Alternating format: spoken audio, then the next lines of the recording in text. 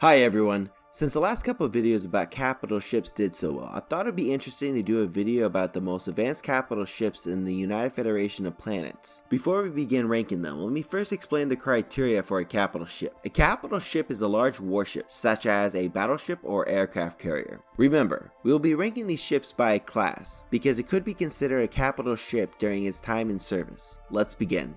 In 5th place is the Constitution class. The Constitution class was the first class introduced to viewers. The most well-known ship in the class was the USS Enterprise A and was the most iconic starship in Federation history.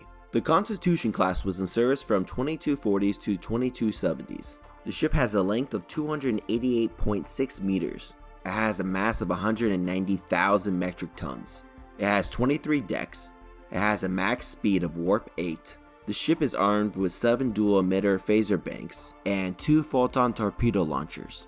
The ship is defended by a deflector shield and has 5 to 7 shuttlecrafts in its shuttle bay. The Constitution was the largest vessel class starship that Starfleet had built at the time. The Constitution class has 14 research labs and is responsible for expanding space exploration by thousands of cubic parsecs. This class of ship was one of the first to allow its primary hull to separate from its main ship. However, this only occurred during emergencies. The Constitution class was placed in last place because it was one of the oldest capital ships on the list. Excelsior class. We got our first look at the Excelsior class in Star Trek III, The Search for Spock. The prototype for this class was the USS Excelsior, which was initially fitted for experimental transwarp drive. The transwarp drive was proven to be unreliable and was declared a failure, and it was replaced with the standard warp drive.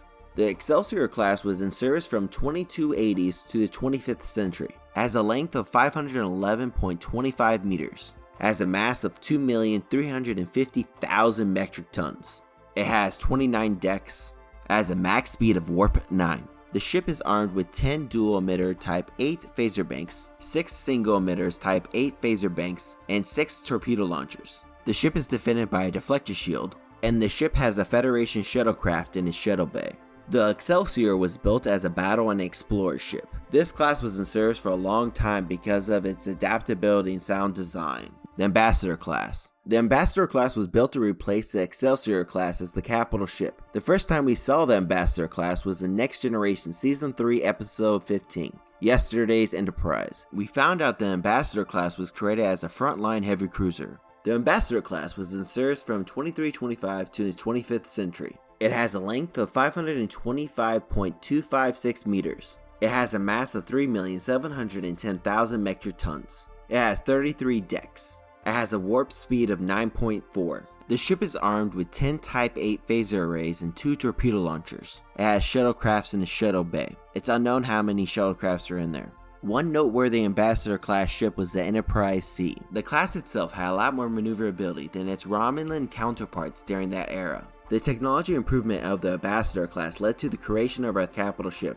the Galaxy class. We first saw the Galaxy class in Next Generation, which is actually my favorite Star Trek series. The ship was first introduced in the late 2350s. It was the largest and most powerful Federation ship of its time. The primary intent for the ship was for exploration, but the ship had to be extremely armed to survive against the dangers while exploring the Alpha and Beta quadrant. The Galaxy class was in service from 2357 to the 25th century. It has a length of 642.51 meters. It has a mass of 4,500,000 metric tons. It has 42 decks. It has a max speed of warp 9.6 as a standard, but the ship can get up to 9.8 in emergencies, and the ship can be retrofitted to get up to warp 9.9. The ship is armed with 12 to 14 phaser arrays and 3 torpedo launchers. The ship has a deflector shield. The ship has 4 work bees, 8 shuttlecrafts, 8 shuttle pods, and 1 captain yacht in its shuttle bay. The Galaxy-class starship was constructed at the Utopia Planitia Fleet Yard. There were many prototype vessels made prior to the Galaxy-class starship. The Galaxy-class had a very similar design compared to other capital ships that were on this list, which was the Galaxy-class hull saucer separated from the main ship to make 2 ships. The reason why this ship was designed this way is because it gave the family members of the crew time to escape while the main ship stood alone to fight against the enemy, or both the ships can unite together and surround the enemy ship. The first and last ship that's on this list is called the Sovereign class. Even though the Sovereign class is smaller than the Galaxy class, it is way more advanced than the Galaxy class. The Sovereign class is still considered a very versatile exploration vessel, and it is one of the most advanced class ships in the Federation during its golden years. The Sovereign class was in service in the 2370s to the 25th century, has a length of 685.3 meters, has a mass of 3,205,000 metric tons, has 29 decks, has a max speed of warp 9.975. The ship is armed with 16 Type 12 phaser arrays and 10 torpedo launchers. The ship is defended by a deflector shield, and the ship has 8 work bees, 4 shuttlecrafts, 8 shuttle pods, and 1 captain yacht in the shuttle bay. The Sovereign class began development in the year 2365. The goal was to make the largest Starfleet exploration starship, but they had to make some changes to the design after the Galaxy class starship encountered the Borg. The developers had to redesign the ship with Borg defenses in mind. After 2 years, the Sovereign class starship was finally launched. One of the first ships was named the USS Enterprise E, named after the USS Enterprise D, which was previously destroyed in a battle. The Sovereign class was capable of separating from the saucer section as well. Which one of these ships classes is your favorite? My favorite ship was the Enterprise in the Constitution class, since it was the first ship I was introduced to when I began watching Star Trek. I enjoyed the 1960s era bold colors and design.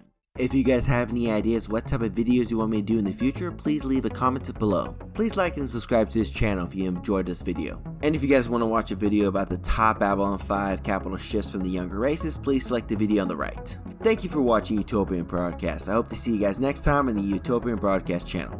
Thank you.